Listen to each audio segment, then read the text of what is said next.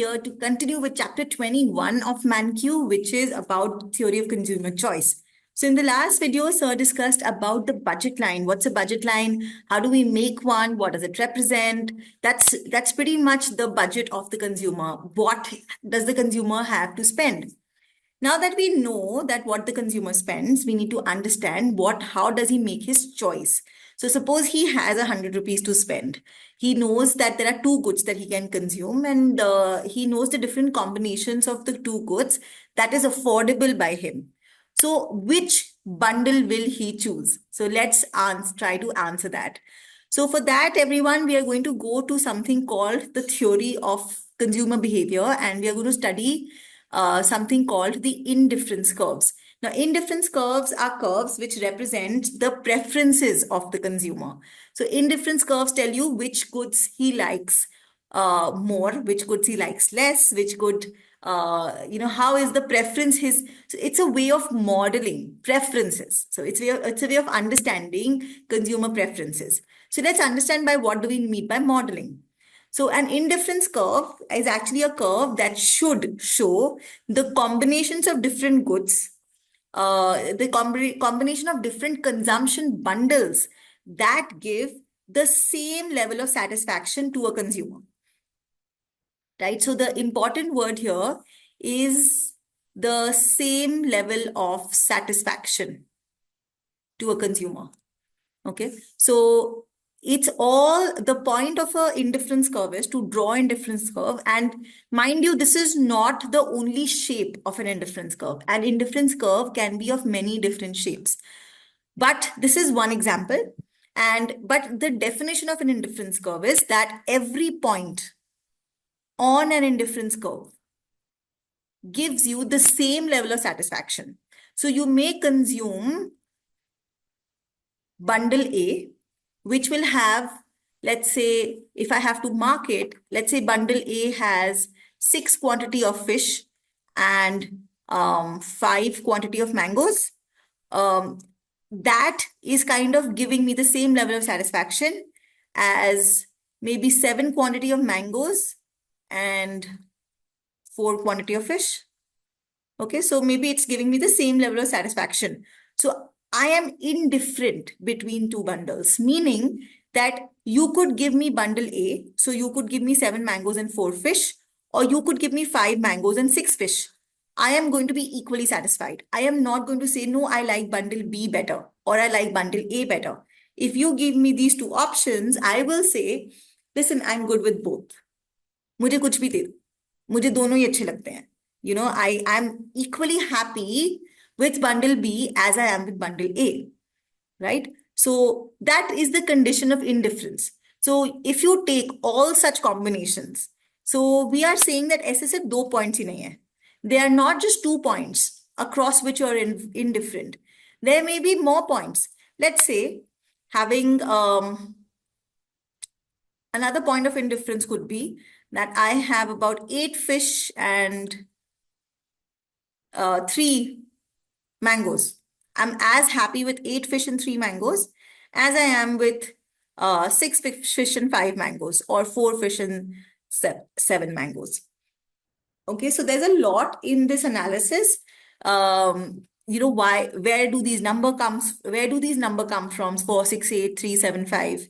Is there a particular reason for choosing these numbers? So there are lots of things, but right now we are not going to into how these number came. What is the shape? We are going to discuss all of that in a little while. Right now, what is important is to understand the concept of indifference curve. An indifference curve is just a curve which will tell you which is drawn across all those points a consumer is indifferent between. Okay. So, for example, if I give you Coke and Pepsi and you say, I just want to have some amount of Coke and Pepsi. I don't really care what combination you give me. So for example, you can say that I want 10 bottles of Coke and Pepsi. Now, if you want to give me 10 bottles of Coke and 1 bottle of Pepsi, 9 bottles of Coke and 1 bottle of Pepsi, you want to give me 5 bottles of each, or you want to give me 9 of Pepsi and 1 of Coke, you could do anything. But as long as I have 10 bottles, I'm indifferent. So that is an indifferent curve. That indifference curve does not look like this. It does not have this shape, this convex shape. That is a straight line. So like I said, don't bother about the shape right now. Understand the concept of indifference. So the concept of indifference is this, that you can potentially draw a line which shows different quantities of the two goods across which you are indifferent. Okay. So that is what indifference curves are all about. So now, so A and B are all bundles on the indifference curve A1, which makes Hurley equally happy, which means that he's indifferent between them. That's the concept of an indifference curve. All right. So now let's move on to some properties of this indifference curve. Let's move on. So some general properties. Now, again, this has got nothing to do with shape, but what are the general properties of an indifference curve? The first property is that indifference curve are mostly downward sloping. Okay, now why are they downward sloping? They are downward sloping because you want to remain on the same level of satisfaction. So if suppose you have a certain quantity of fish, if the quantity of fish is reduced, then your sort of utility will fall. The only way to keep you indifferent is if you reduce one good, you increase the other. That's the only way to keep you indifferent, right? So let's kind of see this chart. Now, when you are along an indifference curve, it's usually a downward sloping line. So let's say you are at this, let's say 6 fish and 4 mangoes quantity. Now, if I reduce your mangoes to 2, and I say that no, but I want you to be equally satisfied as before, then I must increase your fish. Okay, so if the mangoes have gone down from 4 to 2, I must increase your fish from, let's say, 6 to 9 for you to be equally satisfied. So increase one, decrease the other. Decrease one, increase the other. That's how you stay indifferent. Of course, the other part of it is that you increase both. If you increase both with, then what will happen? If I increase the quantity of both goods, so if I'm at point B and I give you like 2 more of fish and I give you 2 more of mangoes. So from point B, I'll move to point C. But then I will not be indifferent because point C is better than point B, right? Or if I move to a point where I have less of both goods, let's say point F. So point F is worse than point B. Indifference is only when you have lesser one and more of the other. So to keep that principle of indifference, it is usually downward sloping. You lose some and you gain some and you become indifferent, right? Just like the Coke and the Pepsi bottles. You lose some Pepsi bottles, you get the same amount of Coke bottles and you stay indifferent, right? So indifference curves are usually downward sloping. I hope the reason is clear because we want to be indifferent and not better off or worse off. All right, so that is the first property, that indifference curves are downward sloping. The second property is that indifference curves are, the higher indifference curves are preferred to lower ones. All right, so how is that? Like we just discussed, that if there's a point in which I have more of both, I have more of fish and more of mangoes, that will be preferred. So let's say at this point, I had 6 fish and I had 8 mangoes. At this point, I had 8 fish and 10 mangoes. All right. Now, this point is preferred. So let's say point B is preferred to point C. Now, this point B will also be on some other IC, right? So I can use this point of 8 and 10, and I can find the IC that includes this point B, right? So there is IC I1, which includes point A. There is IC I2, which includes point B.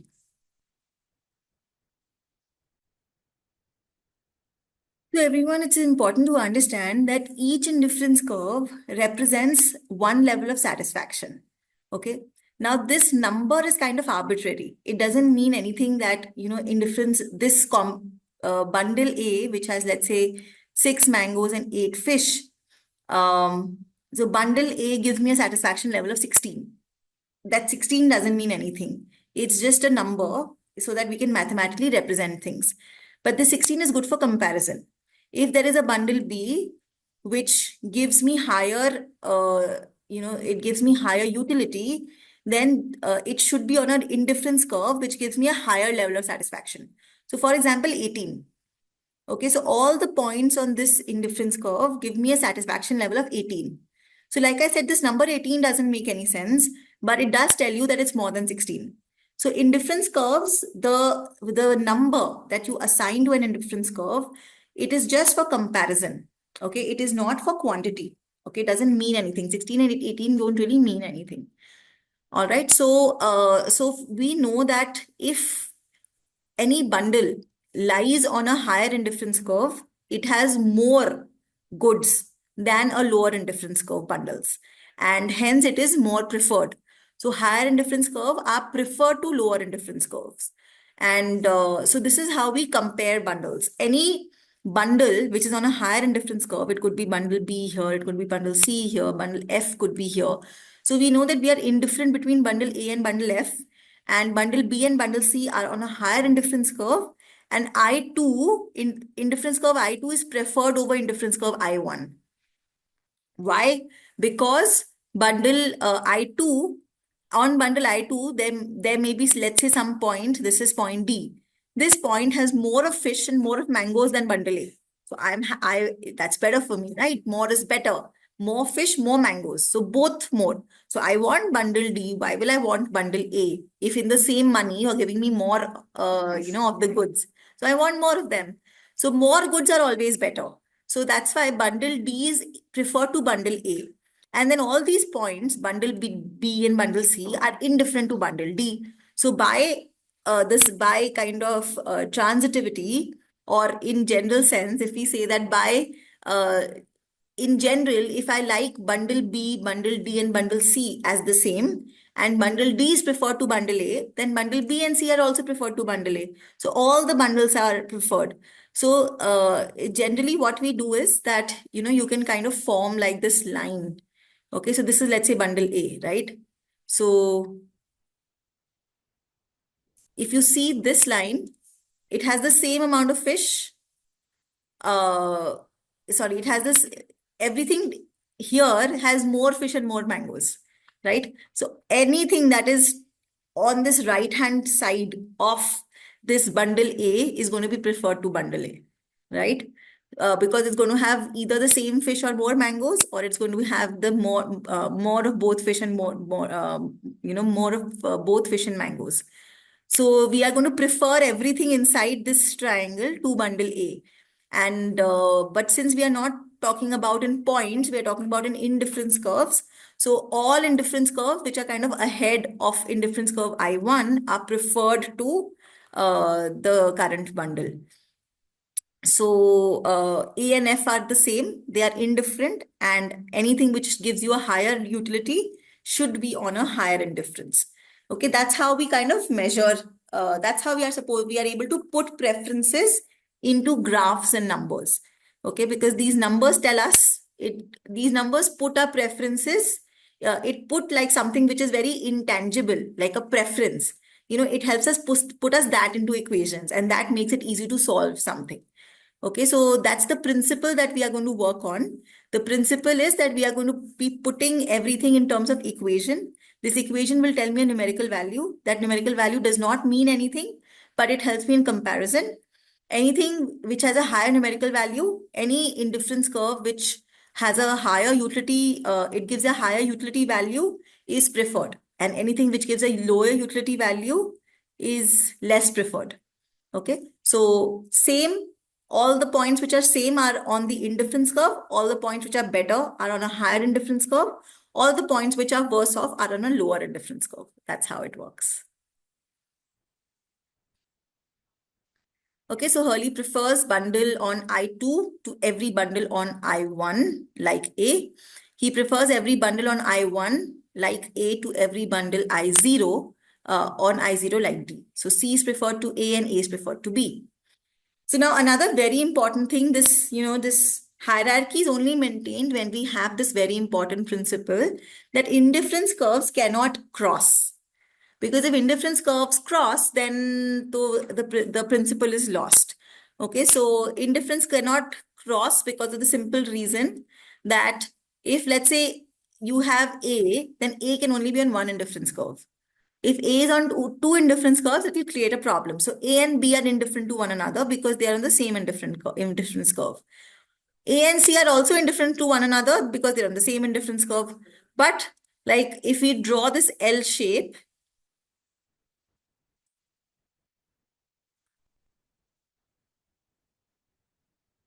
so if we draw like this L shape, then B has more of, both fish and mangoes than C. So then if C is indifferent to A and B is indifferent to A, then by combining the two, C should be indifferent to B. But that's not true. B is preferred to C. So then this whole thing gets lost. Okay, so indifference curves cannot cross. Okay, because otherwise it will create a challenge with, we will not be able to define any sort of preferences. Okay, two ICs should have two different satisfaction levels, indifference levels, utility levels, and they cannot cross because this should be utility level, let's say 20, this should be, let's say 18, they cannot cross, right? 18 and 20 cannot merge. So we cannot have indifference curves crossing. They don't cross, they're separate. Okay, so I hope that point is also clear. Then, why are these indifference curves sort of bowed inwards? That's like a particular quantity of ICs. And let me take you through why that is.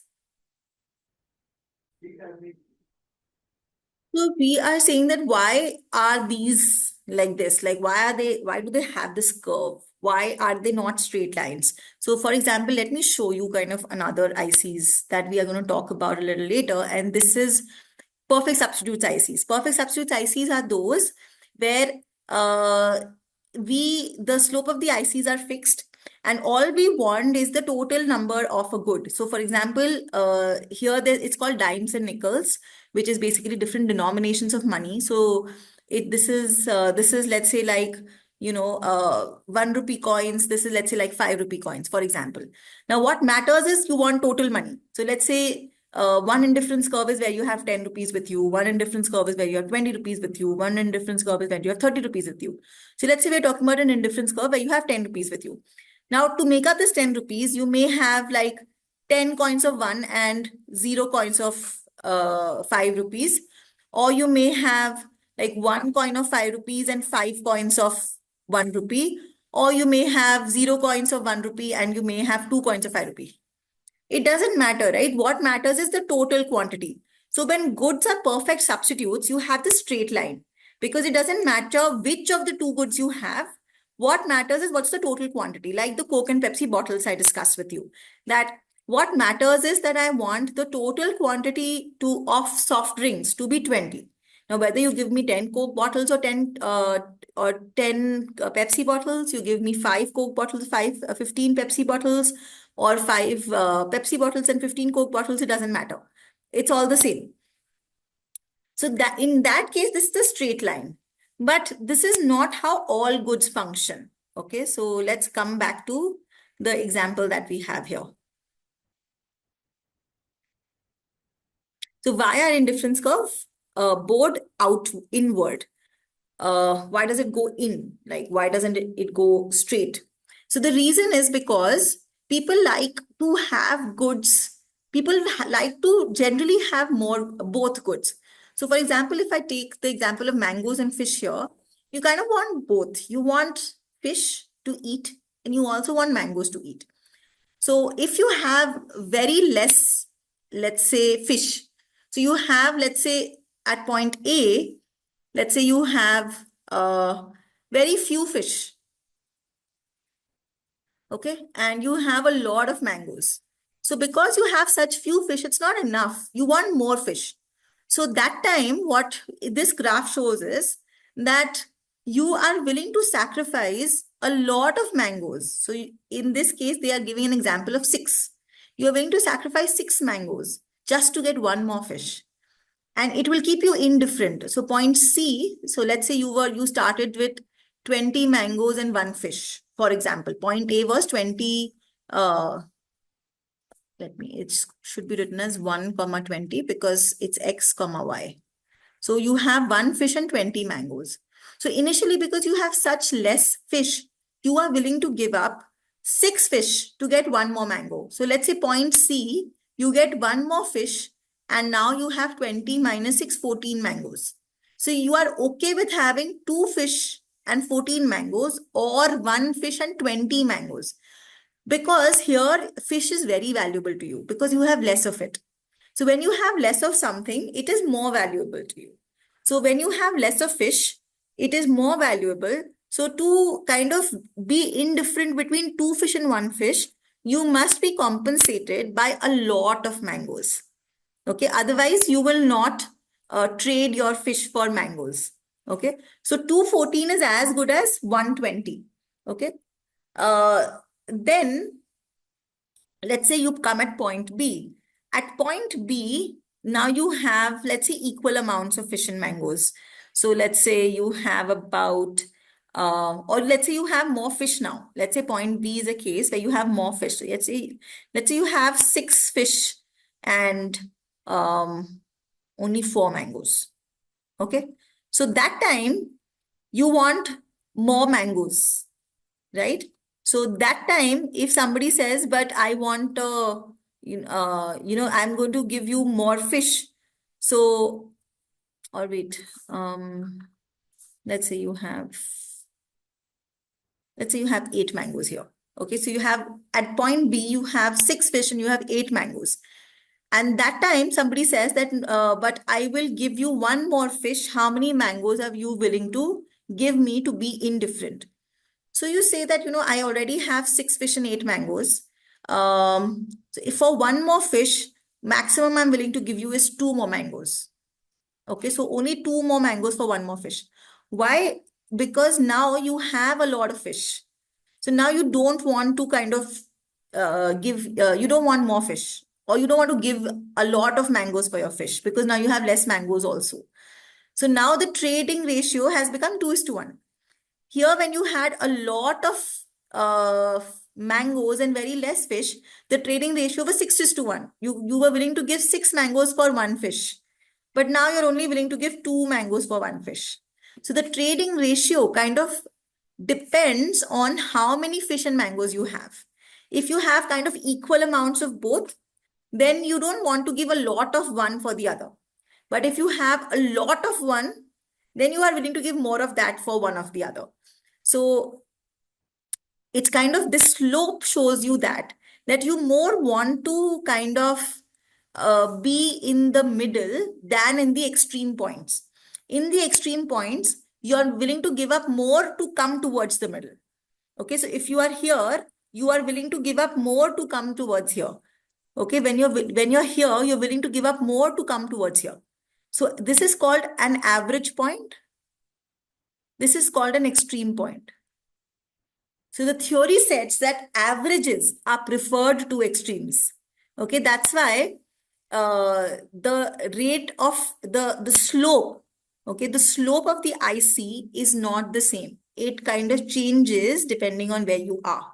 Okay, so at this point, to reach from A to B, maybe the ratio was 6:1. But to reach from B to C, maybe the ratio is only 2:1.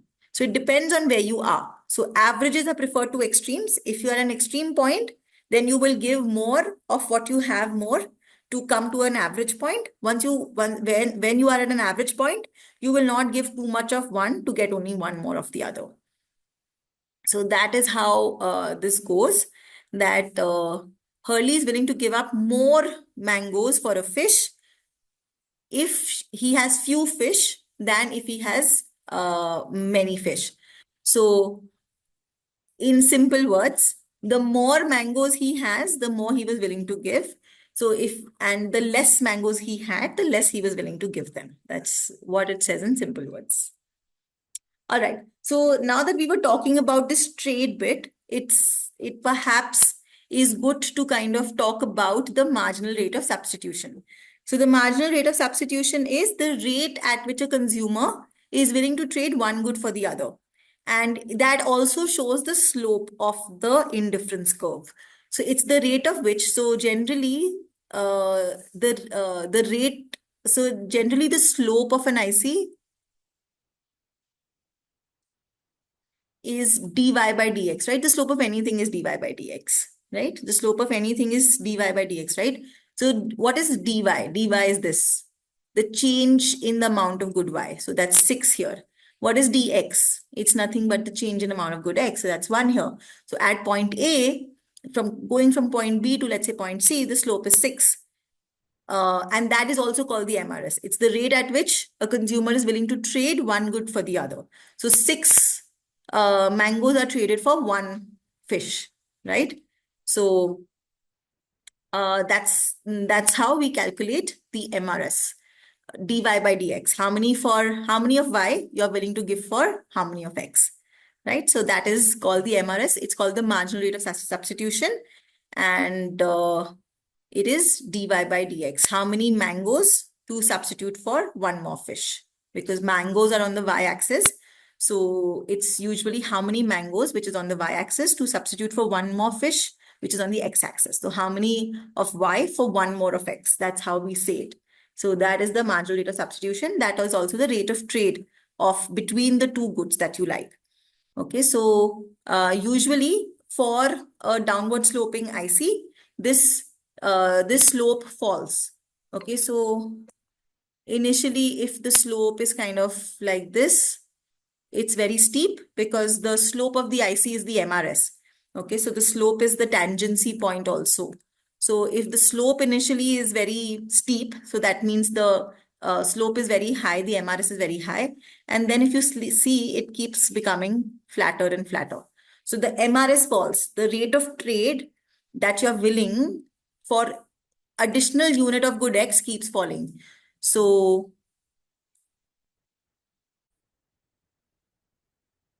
this is like the slope. If you see, this becomes 6:1, then probably it will become 4:1, then it will go to 2:1, then 1:1, and then 0.5:1. So the slope steadily keeps falling for a downward sloping convex ICs. So the if the slope keeps on falling,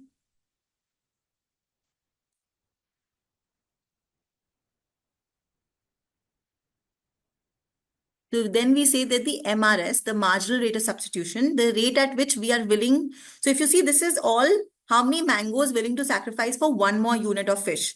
So from 6:1, it goes to 4:1, then 2:1, then 1:1, and then 0.5:1.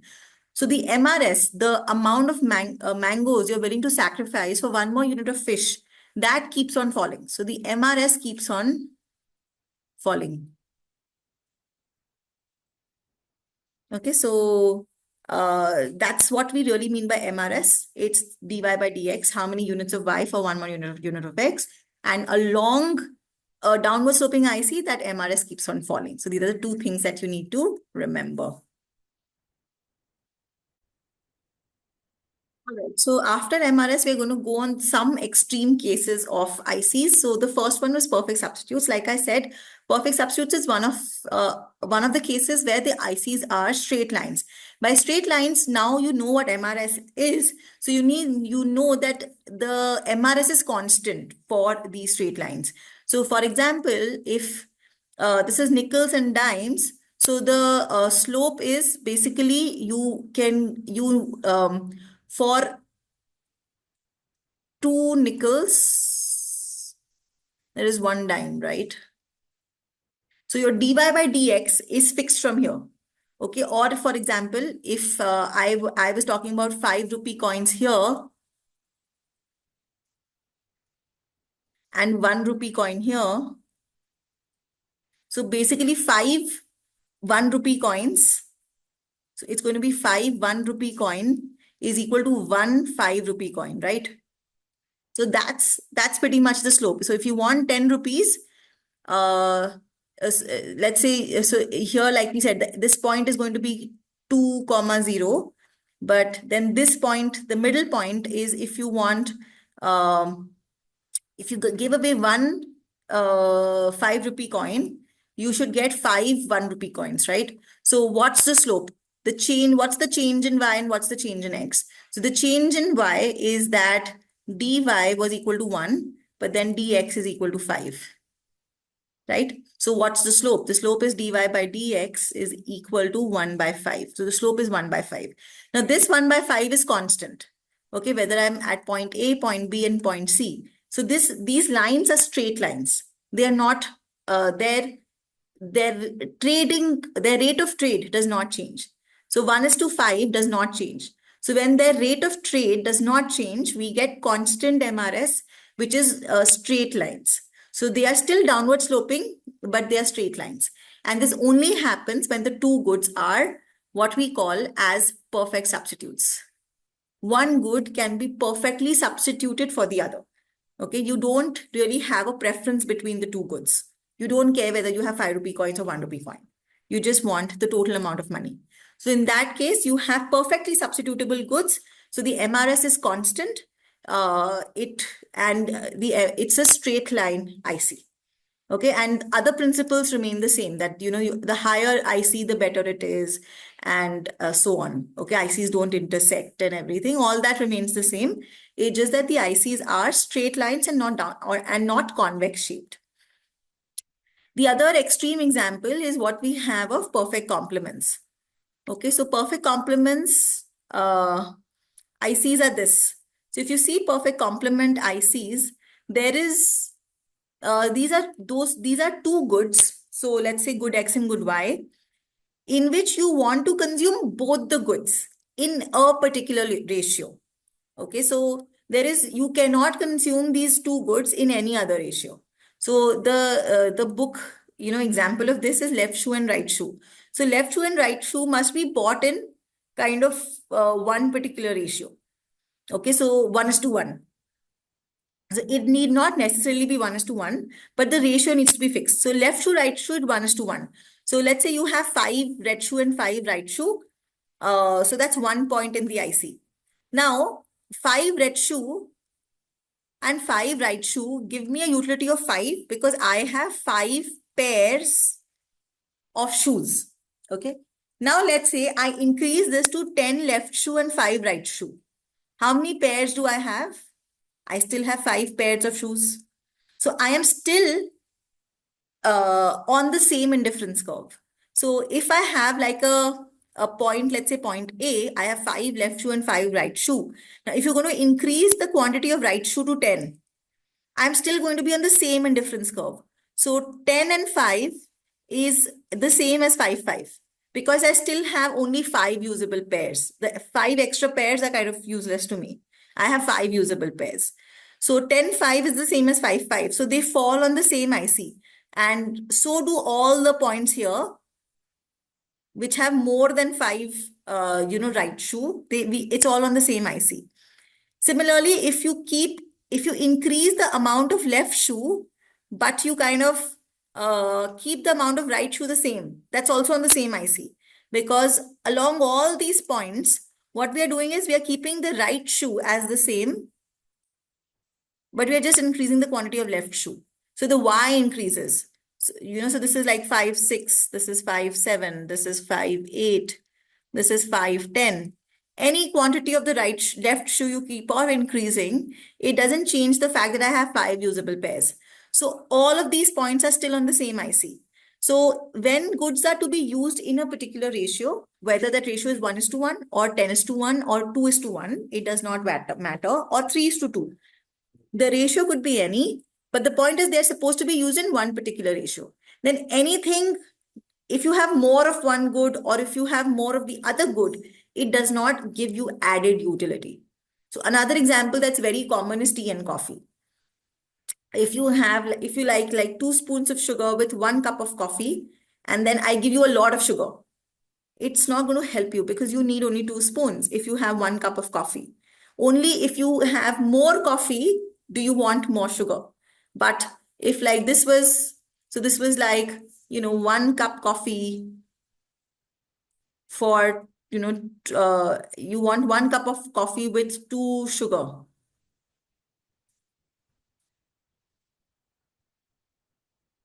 Okay, so if you want 1 cup of coffee with 2 sugar, so this combination we must maintain. Okay, 1:2 we must maintain. So if let's say we have coffee here and we have sugar here, so 1 coffee with 2 sugar. Now if you have a lot more coffee, but the same 2 cups of sugar, 2 spoons of sugar, then I'm on the same IC because I don't want peaky coffee. Or if I have same only 1 coffee but a lot of sugar, even that doesn't help me because I can still only drink 1 cup of coffee. So all these points on this L shape actually give me only the same level of satisfaction. So whether it's 1 cup of usable coffee or 5 pairs of usable shoes, all the points on the L give me the same level of utility. All the points above this give you more level of utility. So I1 probably represents the case where I have 5 usable pairs of shoes. I2 represents 7 usable pairs of shoes. So if I have 7 usable pairs of shoes, it's a higher IC. If I have 3 usable pair of shoes, I have a lower IC. Okay, so perfect complements basically means 2 goods which are to be used together in a particular ratio, and using that ratio. So if it was 1:1, then these king points are basically the same numbers, like 5 in this case. If the ratio was something else, for example, it was 2:1. So let's say, like I said, coffee here and sugar here, then 1 coffee and 2 sugar would give me 1 king point because that's 1 cup of coffee. So then the IC for that would have been something like this.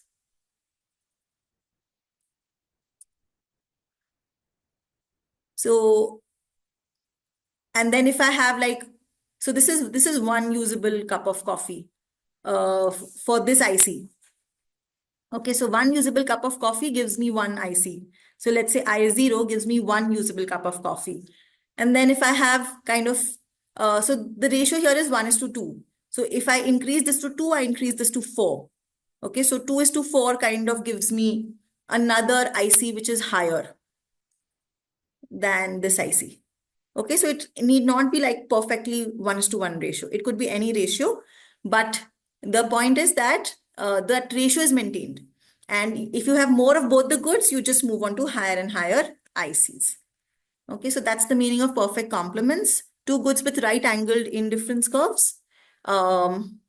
Example, left shoe and right shoe. 7 left and 5 right is just as good as 5 left and 5 right. Okay, so we just drew our L-shaped ICs, which are for perfect complements. All right, the next are the shapes of ICs. So because we know that perfect substitutes are kind of straight line and perfect complements are like L-shaped, so goods which are close substitutes but not perfect substitutes will not be straight lines, but their curve will be lesser. And goods which are close complements but not perfect complements, they will have like a lot of slope but won't be perfectly sloped. So kind of this is how generally other cases are, where you don't have perfect substitutes, you don't have perfect complements.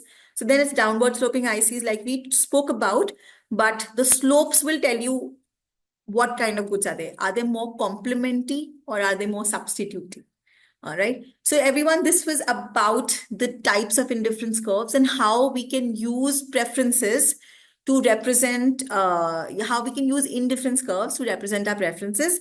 In the next class, we're going to talk about how do we use preferences and budget lines to form our, preferred choice or to form consumer equilibrium. So stay tuned for the next video and see you all soon. Bye-bye.